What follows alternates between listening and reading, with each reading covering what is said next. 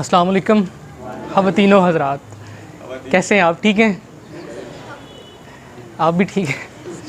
असल में मैंने रिसेंटली एक सेमिनार अटेंड किया था, तो वहाँ पे पाकिस्तान की टॉप यूनिवर्सिटीज़ के स्टूडेंट्स आए हुए थे और वहाँ पे एक हमारे स्पीकर थे। तो 2 दिन की वर्कशॉप थी वहाँ पे ना, तो वो आए और उन्होंने ना गलती से वो कह दिया ख़वातीनो हज़रात, और आगे सारे हज़रात बैठे हुए थे, कोई भी ख़वातीन नहीं थी। वो इतने शर्मिंदा भी हुए और सारे जितने भी स्कॉलर्स बैठे हुए थे, हम स्टूडेंट बैठे हुए थे, तो वो भी हंसना शुरू हो गए। तो जब वो मैं इधर आ रहा था, मतलब वहाँ से यहाँ तक, तो वही जहन में आया कि ख़वातीन हज़रात का से ही शुरू करेंगे। और फ़र्स्ट ऑफ़ ऑल मैं अपना इंट्रोडक्शन भाई ने मेरा करवा दिया है। बंदा ना चीज़ इस काबिल तो नहीं है, ये इनका बड़ापन है कि इन लोगों ने अल-मुदस्सिर एकेडमी ने, मुदस्सिर भाई ने, उसामा भाई ने, एहसन भाई ने, सॉरी मैं अभी देखा इन्हें, इस काबिल समझा कि आपके सामने मैं कुछ बोल सकूं। तो मैं अपना पहले इंट्रोडक्शन करवाता चलूं जी। मेरा नाम हसनैन अली है और मैंने रिसेंटली BS केमिस्ट्री पास की है अल्हम्दुलिल्लाह। और मैं उन 5 खुशनसीबों में से हूँ जो अपने क्लास में फ़ारिगुल तहसील हुए हैं विद इन 8 सेमेस्टर, क्योंकि आपको पता है कि BS की जो डिग्री होती है वो 4 साल की होती है और 8 सेमेस्टर में ही मुकम्मल करनी होती है। मैं इसको बड़ापन तो नहीं कहूँगा, लेकिन मैं अपनी क्लास का मेरिट में सबसे लो स्टूडेंट था, सबसे लो। मतलब कि मेरा रैंक जो था अपनी क्लास में वो 55th था, सबसे लास्ट। और एट द एंड 4 सालों की मेहनत के बाद मैं उसी क्लास से मैन ऑफ द डे का टाइटल, जो कि उस क्लास का सबसे बेहतरीन और ब्राइट स्टूडेंट होता है, वो लेके निकला। और ये बेसिकली चीज़ें होती हैं कि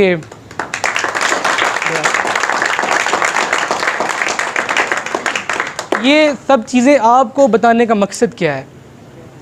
बात तो ये है ना, जिस तरह अभी भाई ने भी ये कहा है कि जो रेगुलर सेमिनार्स यहाँ पे कंडक्ट हो रहे हैं, इसकी क्या वजह है, क्यों करवाया जा रहा है?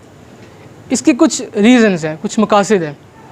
उन मकासद के अंदर जो सबसे अहम मकसद है ना, कि वो ये है कि जो आप लोग हैं ना, ये बड़े प्रीशियस लोग हैं, बहुत प्रीशियस, मतलब कि अनमोल चीज़ें हैं जिनकी कोई मतलब कि पैसे में हम आपको नहीं तोल सकते, इतनी मतलब कि वो ना हाई लेवल की चीज़ें हैं आप लोग।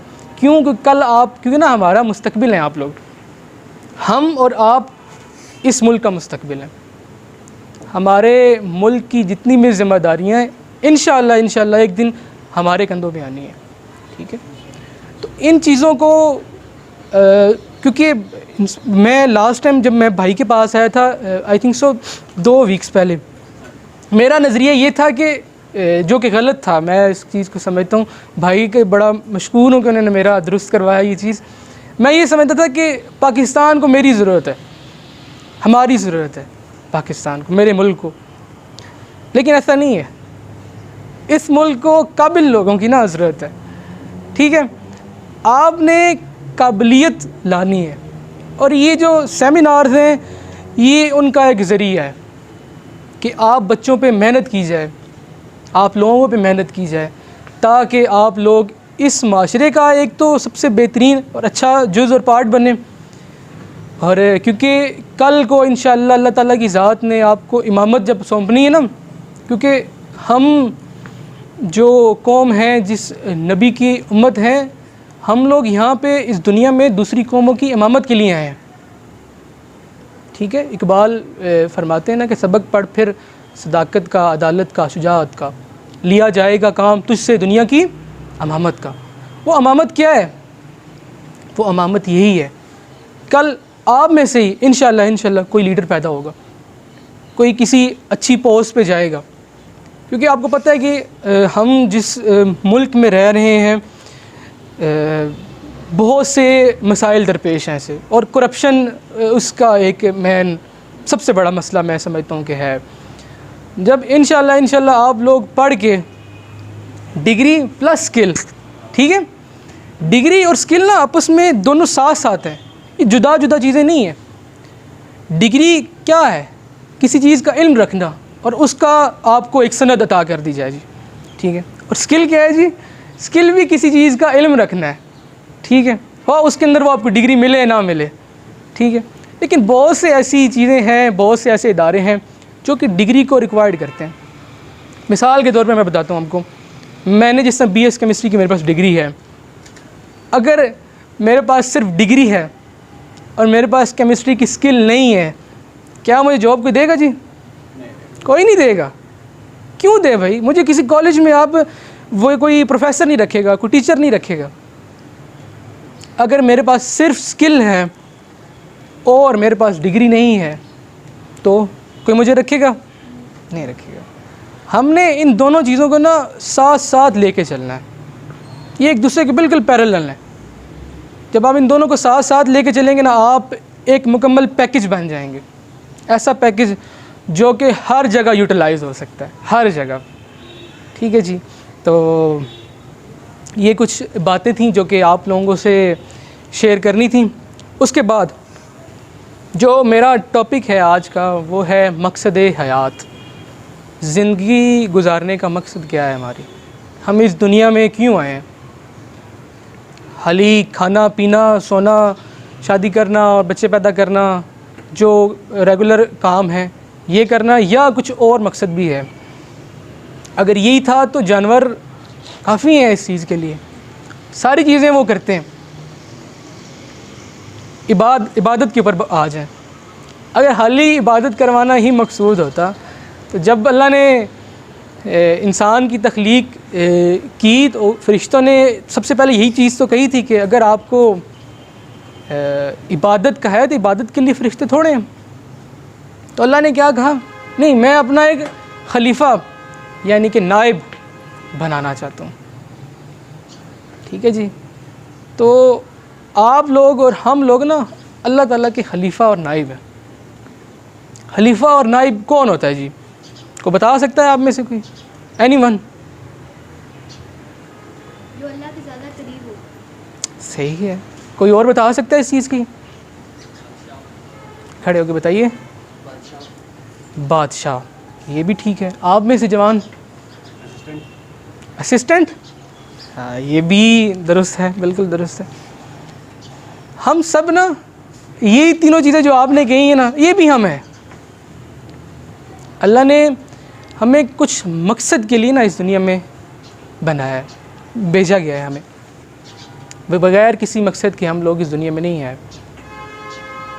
हमारा मकसद जो है वो बहुत वसी है जी, बहुत बड़ा मकसद है हमारा। इस माशरे को बिल्ड अप करना है हमने।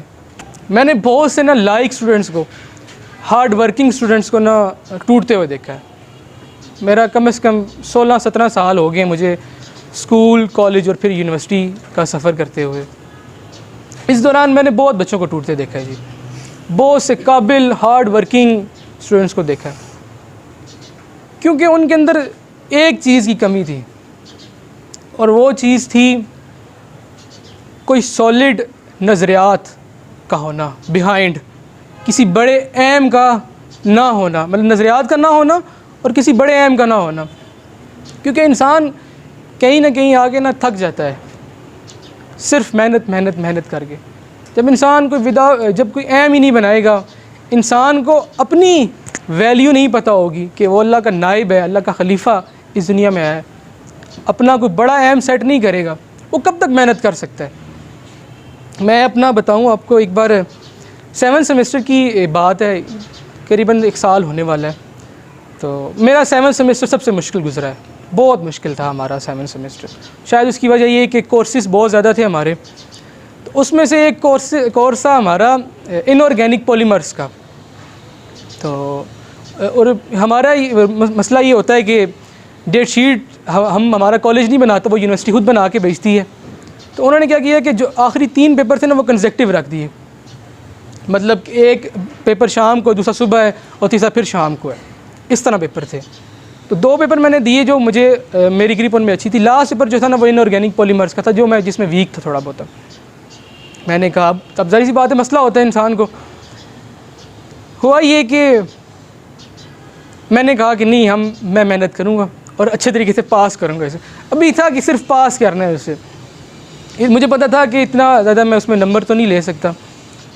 तो मसला उस दिन ये हुआ कि हमारी लाइट चली गई, और जब लाइट चली जाए तो गांव, क्योंकि मैं गांव में रहता हूँ, तो वहाँ पे यूपीएस भी उस टाइम नहीं था हमारा, तो मैंने वो मोमबत्ती होती है वो जला ली ना। तो कम से कम 5 से 6 मोमबत्तियाँ जला के जब बिल्कुल थक हार गया ना, कि आँखें वो चंदियास ही जाती हैं, दर्द करना शुरू हो जाती हैं आँखें। तो तकरीबन 2 या 3 का टाइम था, तो मैंने वो मोमबत्ती बंद कर दी और आंखें बंद करके ना सोचना शुरू हो गया कि यार कौन सी चीज़ है जो मुझे मजबूर कर रही है।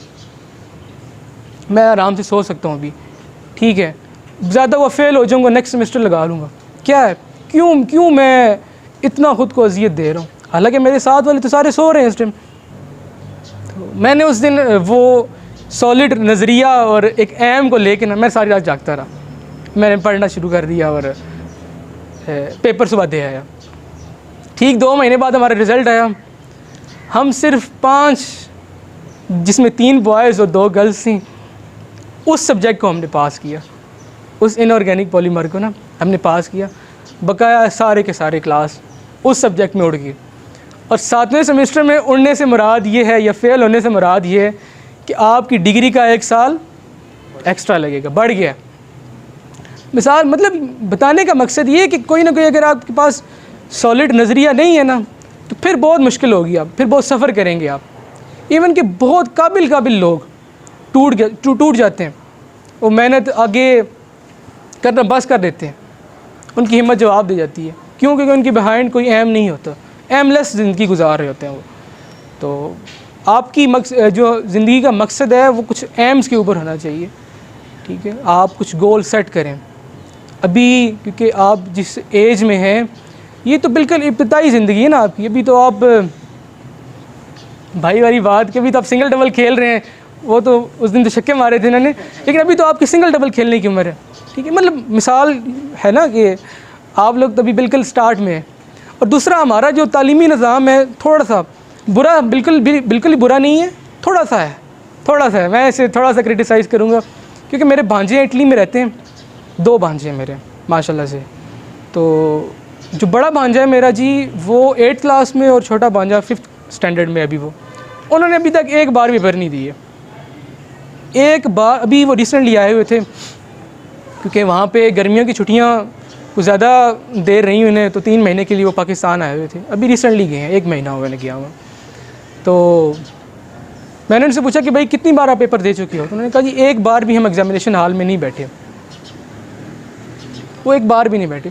और हमारा बच्चा, मैं देखता हूँ बच्चों को जो कि अभी 1st स्टैंडर्ड में होते हैं, 2nd स्टैंडर्ड में होते हैं बेचारे, और उनके बैग्स का जो जी वेट होता है उन बच्चों के वेट से ज़्यादा होता है, ठीक है। तो ये भी है कि हमारे वैसे तालीम का, क्योंकि तालीम जो है ना जी, तालीम गोरे ने रिसर्च यही की है। अब मैं ये इनकी बात कोट करने लगा हूँ, कासिम अली शाह साहब की। ये हमारे उस्ताद हैं, अल्लाह इनको लंबी ज़िंदगी अता करे। ये बहुत बड़ा सरमाया है हम लोगों के लिए, बहुत बड़ा। इन्हीं की बात कोट करूँगा जी कि ये कहते हैं कि जी मैंने रिसर्च पढ़ी है कि तालीम जो है ना वो सिर्फ 3 चीज़ों का नाम है, सिर्फ 3 चीज़ों का, जिनको इन्होंने, और उस रिसर्चर ने 3 C's के नाम से लिखा है। C's, सी नहीं, सी और साथ में S लगा दी, 3 C's हैं। और तीनों C's क्या हैं? पहला है जी कॉन्फिडेंस। अगर आप पढ़ाई करके, ठीक है, मैट्रिक कर लें, FSC या BSc MSc कर लें, कॉन्फिडेंस ना हो आप में, उस तालीम का कोई फ़ायदा है? कोई फ़ायदा है उसका? नहीं। आप में वो तालीम कैरेक्टर बिल्डिंग ना कर सके, क्या उस तालीम का कोई फ़ायदा है? वो तालीम आपके अंदर क्रिएटिविटी ना ला सके, क्या उस तालीम का कोई फ़ायदा है? नहीं। मैं दिन को इसी चीज़ को रिवाइज़ कर रहा था, तो मुझे एक चौथा सी भी मिल गया। वो मैंने अपना ही तख्लीक करता है, वो है कम्युनिकेशन। अगर आप तालीम हासिल करके कम्युनिकेशन स्किल डेवलप ना कर सके ना, तो उस तालीम का भी कोई फ़ायदा नहीं, कोई फ़ायदा नहीं है बच्चे। आप अपना कॉन्फिडेंस किस तरह शो करवाएंगे, आप अपना करैक्टर और क्रिएटिविटी किस तरह शो कराएंगे? थ्रू कम्युनिकेशन, सम मीडियम, ठीक है। कम्युनिकेशन क्या है? फ्लो ऑफ इंफॉर्मेशन, ठीक है, इंटरेक्शन करने का तरीका है। मेरा और आपका, मेरा और उनका, सर के साथ, आप बच्चों के साथ। यही नहीं है, तालीम ने आपको यही चीज़ें नहीं सिखाई, तो फिर तो उस तालीम हासिल करने का कोई फ़ायदा नहीं है। क्यों? क्योंकि जनाब आप जिस तरह, आप किस क्लास में? 5 क्लास में। आपको अपने जो पिछला 4th में पढ़ा था वो याद नहीं होगा। याद है आपको? कुछ याद होगा, कुछ भूल चुका होगा, ज़्यादातर को भूल जाता है। चलिए 3rd क्लास में, जो 3 क्लास में आपने पढ़ा था वो आपको याद है? नहीं। फिर इस चीज़ का क्या फ़ायदा? बेसिकली जो तालीम है, या ये जो है जिसे हम कहते हैं स्टैंडर्ड बनाए गए हैं, मैट्रिकुलेशन, FSC, BSc और MSc, ये आपके जो दिमाग है उसके दर्जों को ना, अक्ल के दर्जों को बुलंद करने के लिए होता है। पहली जो मैट्रिक की जो एजुकेशन है, मैं तो समझता हूँ कि ये बिल्कुल बेसिक एजुकेशन है, ठीक है। इसलिए फ़र्स्ट ईयर को फ़र्स्ट ईयर कहते हैं। फ़र्स्ट ईयर को या +1 या फ़र्स्ट ईयर इसलिए कहते हैं कि वो पढ़ाई का पहला साल है। पहले 10 साल आपने क्या किया है? वो आपने उस पढ़ाई की प्रिपरेशन की है, और अल्लाह माफ़ करे पाकिस्तान में वो प्रिपरेशन बहुत बुरे तरीके से करवाई जाती है, जो मेरा मकसद था आपको बताने का, तालीम